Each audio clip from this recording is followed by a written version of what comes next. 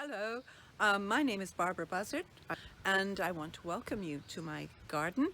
I want to say God has been so very good to us in blessing us with these marvelous acres, and I give all praise and glory to Him.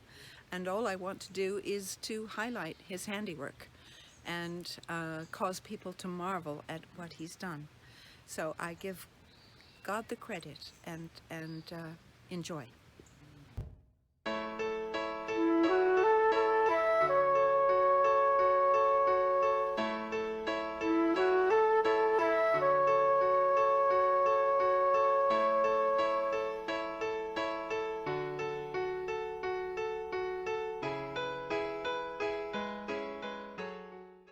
This particular bed here doesn't look like much now, but it's full of daffodils in the early spring.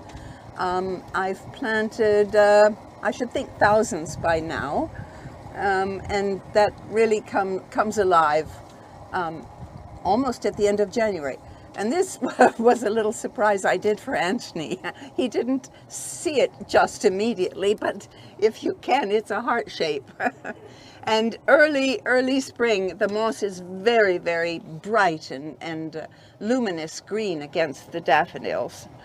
So I told him there was a present for him up the drive, and I told him basically where it was, and he came up the drive and he said, "They must have stolen it. Someone must have stolen it." And I said, "Oh no." This is interesting, this yellow plant, because it looks like forsythia, and it isn't. Everybody wants to know what that is that comes out so much later than forsythia, and it's called broom. And then we have a hellebor's bed here, and we're headed down this steep drive to the bridge that crosses the little stream. And here we're crossing the little stream. I've worked hard because it is sort of, the sides are falling in. There's an azalea on each side, and I'm planting iris and various plants there on the bank to stop the erosion. But again, this is quiet now, but in early spring, forsythia along here and spirea and so on are quite lovely. And then as time moves on, we move on to the azaleas. And we are past prime, unfortunately. They're drooping, as you can see. We've had a couple days of 80-degree heat, and they really do not like that, especially in April. It's way too soon to be that hot. So they're flagging, but still pretty. And here I have a hellebor's bed as well as daffodils, and then the azaleas start to do their thing. And I still do have late daffodils coming out. My object is to get them early, middle, and late, so that you have at the very least 3 months of daffodils. Okay, well, Carlos is filming some of the azaleas, and as I said, we're past prime, so you will see some of them drooping and flagging a bit. What I'm finding, these are not native azaleas that he just in the camera right now, but I am finding that the combination of native azaleas, in the distance there's a kind of bright orange one, it's the combination of the cultivated ones as well as the natives that do so well. I've got iris and hydrangea and Japanese maples in this bed. That's a pretty one if you can get a singular shot, just because of the markings of the yellow and light lavender. And then as we move along, I am putting a lot more of the native azaleas behind this bed so that their color comes up and is in combination with what's on this level. Peach iris. And then we've got azaleas mixed with yellow and burgundy iris.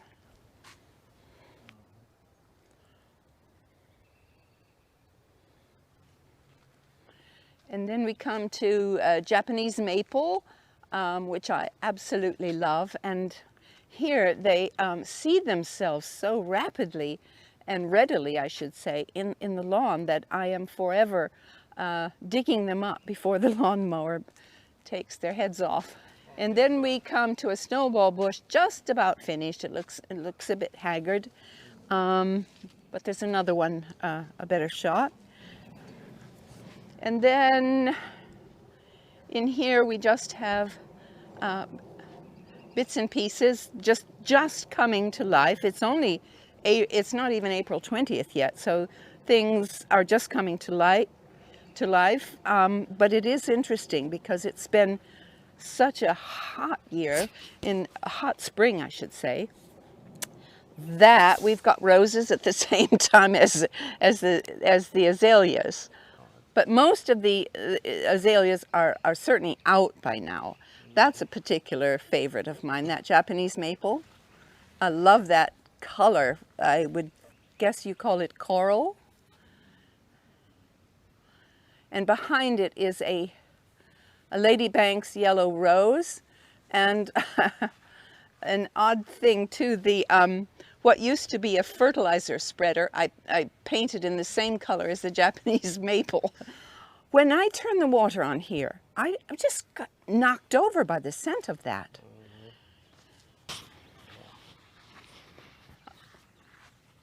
Oh, and here's I'm putting native azaleas much nearer the house, and there's a pretty color, very pretty color.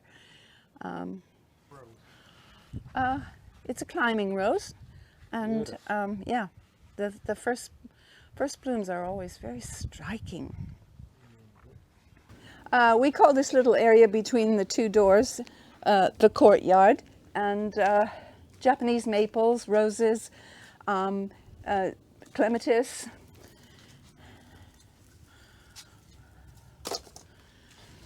All still look good. Yeah. Oh, let me move this. So this phlox here is brilliant. It's again past its prime, I'm sorry to say. But as it fades out, then the clematis here comes out, and they're not even fully out yet. But what a tremendous color that is! I'm so glad for it, because one almost grieves when all the spring color stops. But then in its place come other wonderful things.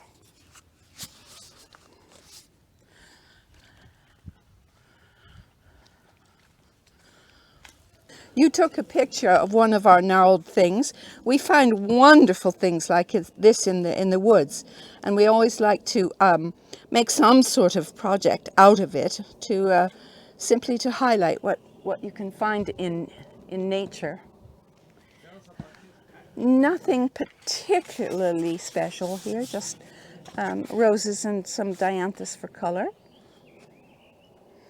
Certainly looks special.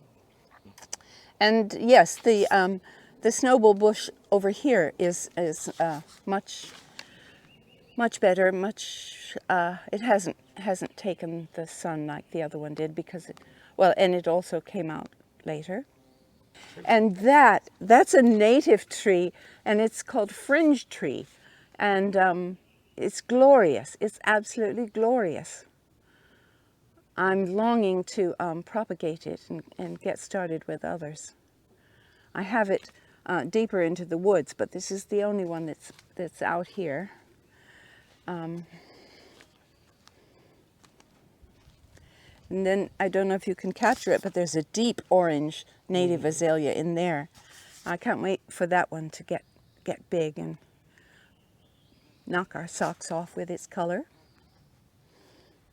And that's iris. And here is another a native inside here, small yet, but I think that will be very beautiful.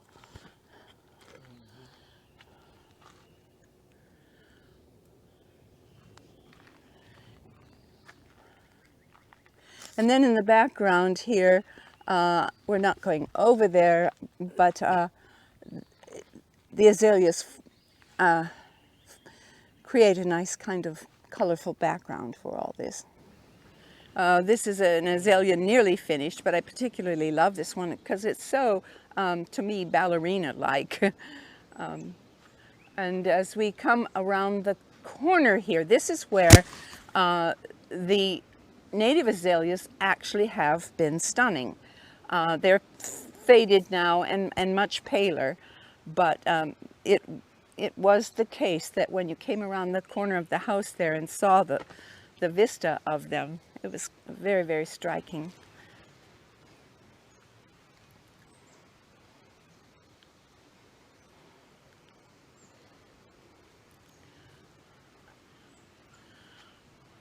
Phlox is one of my favorite, the purple here. And again, they're just about finished, but they have been out since February. And particularly the contrast with yellow daffodils and the purple phlox has been gorgeous. And the point of this frame is that this is the way I paint. I paint with landscape. I can't paint with brush and oils or any other form, but I paint with the with the landscape. See, when they have been shaded a little bit, they are still in their prime. Oh, this was just something that we rescued from our woods. Some teenage boys, or maybe they were Boy Scouts, years ago had created a fort, and they had this out in the woods, and so I just rescued it, and all bits of broken pottery and so on go in there. Isn't that wonderful? I love that. We try to make a focus of all these wonderful, what shall I say, not only knotted, but twisted, gnarled. It just becomes very interesting. When I first started gardening, we had, of course, no lawn. Everything was thickly wooded here. You couldn't see your hand in front of your face. Only 2 inches of rock was exposed down here. And so I thought, well, I'll dig that rock up because I think we would want some lawn here. Well, lo and behold, little did I know that the rock was underneath everything. It's granite. It's a sort of granite outcropping. And so I quickly realized that I wasn't going to dig up that rock. But what is interesting is that we seem to have a flower pot right in the middle of the rock, which has allowed me to put these evergreens here. These rocks, these rocks we put in place by ourselves, Anthony and I, with the help of a pry bar. I've now been through 3 pry bars, having ruined them all by overuse. And the reason the wall juts out here is that we couldn't move this huge one. So we had to go with it where it is.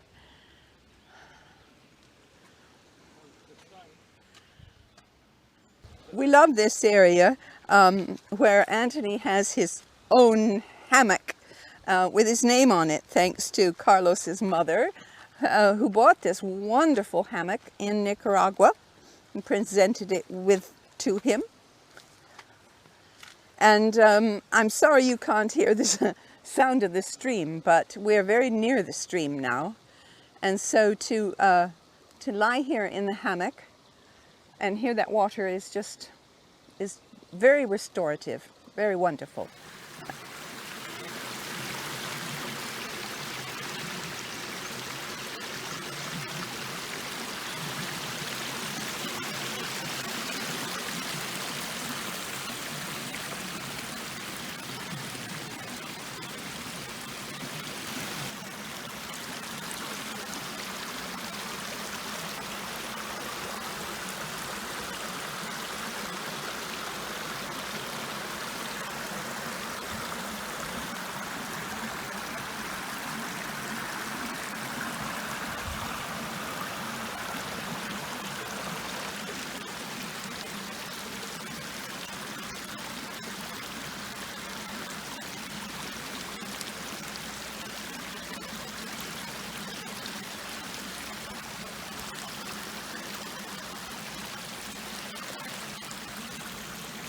Oh, this stream, how we love this stream.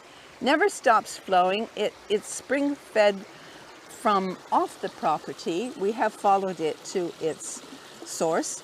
But this is the best time of all, when you've got the water, the rock, and the native azaleas, because they have a kind of weeping habit, very graceful, very elegant, and with the fresh green of the ferns along the bank, it just makes for a lovely picture.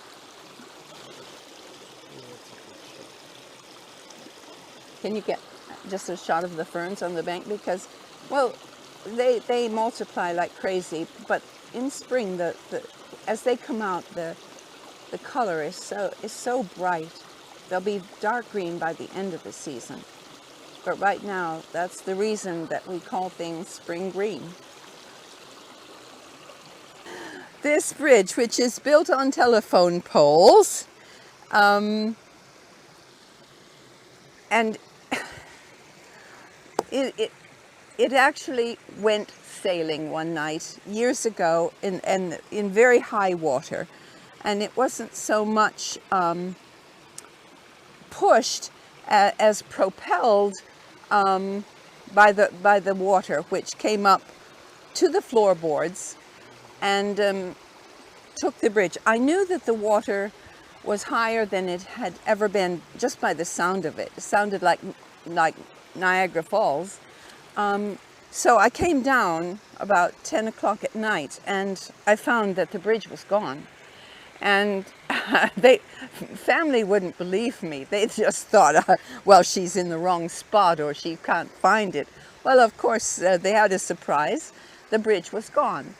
So when the water receded in the morning, we went looking for the bridge and found that it had been stopped basically by a little sapling. And it hadn't been completely ruined. We had to hire a tractor to bring it back, and we had to rebuild it. And since that time, no problems. But you will see that we have chains on it. I'm afraid we're just kidding ourselves, because if the water really wants to take this bridge, no chain is going to stop it. These are the natives that we so love, all along the stream. They love this atmosphere with the water. Native azaleas do have to have a good bit of sun in order to bloom, and they have it here. They're very happy. Some people are surprised at the height of them, because what is that? 20? I mean, they're tree height. People are not used to azaleas getting this big. This cover? A wonderful wildflower called Jack-in-the-Pulpit, which is very relevant, it seems. We've got two pathways to see the azaleas, a kind of interior one and the outside one, which we just took. All of the stones, rocks that I've used for these steps, we've dug up here. So they're not brilliantly done, but I worked with what I have. I haven't ever bought a single stone. So, but I have sworn off doing any more steps. Just too hard work. And then we come back to the cultivated azaleas. So again, the expanse of this rock is just incredible. Obviously, I'm not moving this one. It's all rock, allowing me to create some steps and so on. But again, the huge rock here. And this is it's not very noticeable, but the scent is incredible. It's called sweet shrub. When the wind is blowing toward you, you get the scent of that, and it's quite wonderful. We often wish we could have church out here, but the sound of the water is such that it would not, I think, be very good for listeners. I have been working all week. If you can get the shot of those rocks, I've been asked to do a garden tour here, and I've been concerned that people might slip or sprain their ankles. So I have been trying to stabilize the rock all week long, which means sort of digging up what I put here years ago and putting in new pieces. But we have huge roots here as well, so I just don't have the freedom to use flat rock. Here is very interesting. You see how that's layered itself over the years, and that huge one along there, I am quite certain that was not in that position years ago. But when we have one of these Niagara Falls type floods, it can move rocks that size. And these are North American beech trees, which I love, and they keep their leaves well into the early spring. And when you get wind behind them, they sound quite musical. Also, since they keep leaves, they give us this lovely coral color all winter.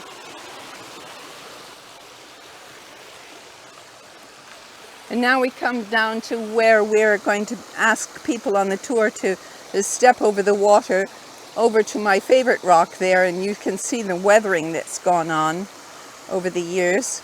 It's a wonderful, wonderful shape.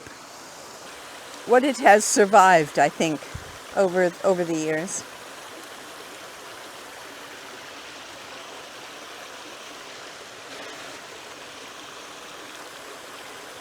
We've got 7 small waterfalls there, but it's very pretty looking up the falls. And behind us, you can see also the hugeness of this rock. And Sarah did a wonderful sign for me for the tour, and we had an amusing moment. I had a group of school children here one day. And I heard one of the children whisper to her teacher, "They misspelled picnic." A weeping one, gorgeous color, absolutely gorgeous. Now, in this is a bed of peacock moss or peacock fern. I started with a tiny little 4-inch pot of it, and if you can get it to be happy, it will spread for you.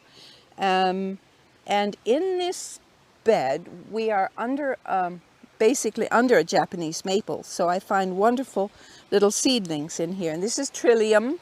Got a lovely little bloom. You have to look for it.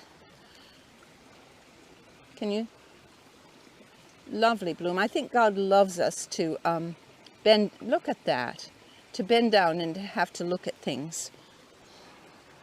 I discovered yesterday the little dianthus there for color with a Japanese maple, and that again is a maple that I found in the grass as a seedling with about 2 leaves.